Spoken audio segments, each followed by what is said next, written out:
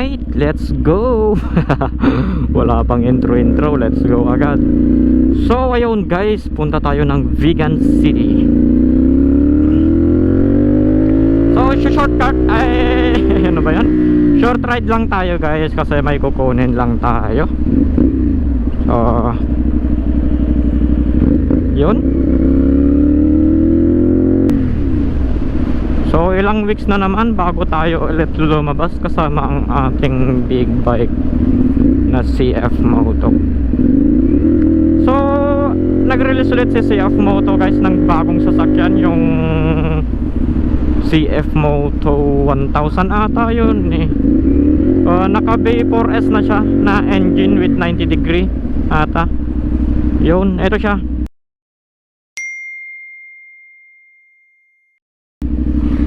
Yan, di ba? Napakaangas. So, di ko lang alam kung nasa Pilipinas na to yun guys. Kung available na ba dito sa Pilipinas. Yung B4S RR ata yun. Yung basta CF Moto na 1000. Bale 997cc.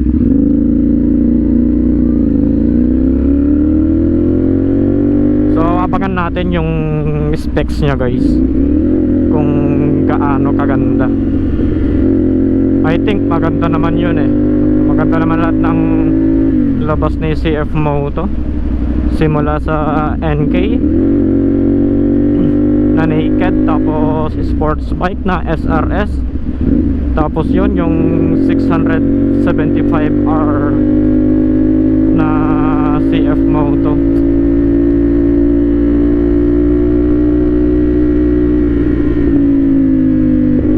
Tapos yun yung bagong labas na yung 1000 na V4S RR